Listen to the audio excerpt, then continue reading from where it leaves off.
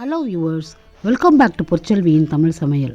இப்போ ஜவ்வரிசி வடை எப்படி செய்கிறதுன்னு பார்க்கலாம்.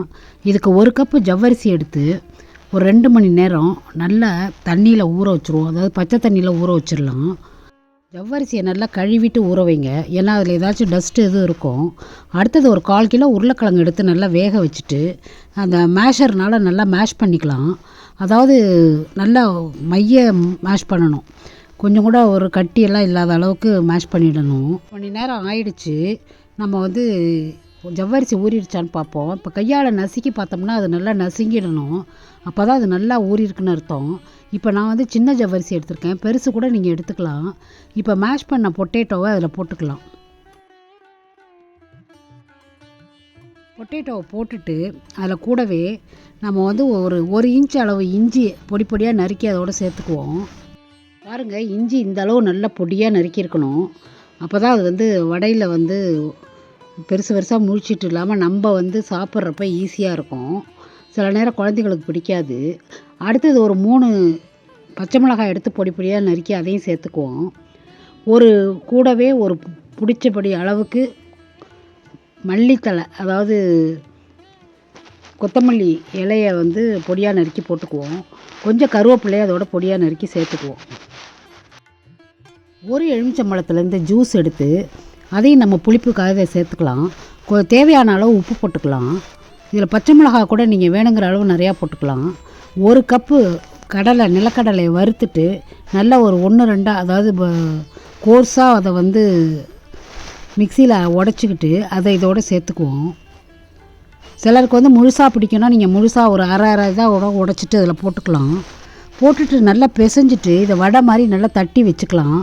வரிசையாக எல்லாத்தையும் ஒன்றா தட்டி வச்சுக்குங்க. வச்சுட்டு அதுக்கப்புறம் எண்ணெயில் டீப் ஃப்ரை பண்ணி எடுக்கணும்.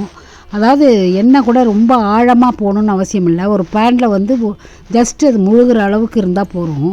யூஸ்வலாக பேனில் பண்ணிங்கன்னா அது இன்னும் நல்லா வரும். வானலியில் செய்கிறத விட பேனில் செஞ்சால் இன்னும் நல்லா ஈஸியாக எடுக்கிறதுக்கு வரும். நம்ம அதனால் பேனில் அது முழுகிற அளவு எண்ணெய் விட்டால் கூட போதும். ஜவ்வரிசியில் நிறைய கார்போஹைட்ரேட் இருக்குது. இருந்தாலும் அது க்ளூட்டன் ஃப்ரீ கார்போஹைட்ரேட் தான். மாதம் ஒரு தடவை நம்ம சாப்பிட்டோம்னா அது ஒன்றும் பெரிய அஃபெக்ட் பண்ணாது. அதே மாதிரி உருளைக்கிழங்கு நம்மளுடைய ஹெல்த்துக்கு நிஜமாகவே நல்லது. நல்ல கலர் இம்ப்ரூவ்மெண்ட் வரும். நிறையா சத்துக்களும் அதில் இருக்குது. இதை நம்ம கெஸ்ட்டெல்லாம் வந்தால் ஒரு தடவை செஞ்சு கொடுத்தோம்னா ரொம்ப டேஸ்ட்டாக இருக்குன்னு சாப்பிடுவாங்க. இந்த மாதிரி எண்ணெயில் நம்ம கோல்டன் ப்ரௌனாக வர்ற அளவுக்கு இதை வறுத்து எடுத்துக்கலாம். சுவையான ஜவ்வரிசி வடை ரெடி ஆகிடும். நல்லா குழந்தைங்க விரும்பி சாப்பிடுவாங்க.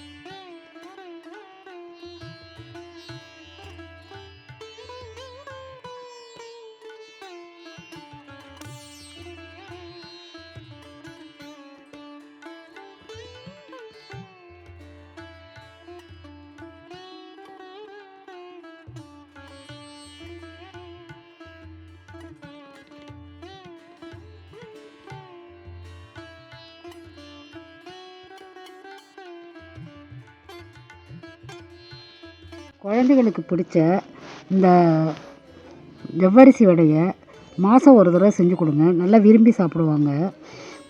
நம்ம விருந்தாளிங்க வந்தாலும் இதை உடனடியாக செஞ்சு கொடுத்துடலாம். ரொம்ப ஈஸியாக தான் இருக்கும். அடுத்தது நல்ல ருசியான ஒரு வடை நம்ம செஞ்சு கொடுக்குறோம். இந்த வீடியோ உங்களுக்கு பிடிச்சிருக்குன்னு நினைக்கிறேன். பிடிச்சிருந்தால் லைக் பண்ணுங்கள், கமெண்ட் பண்ணுங்கள், ஷேர் பண்ணுங்கள். மறக்காமல் சப்ஸ்கிரைப் பண்ணுங்கள். உங்கள் ஃப்ரெண்ட்ஸ் அண்ட் ஃபேமிலிக்கும் ஷேர் பண்ணுங்கள்.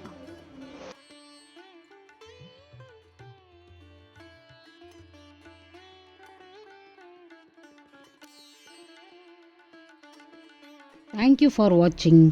மீண்டும் ஒரு பதிவில் சந்திப்போம். வணக்கம்.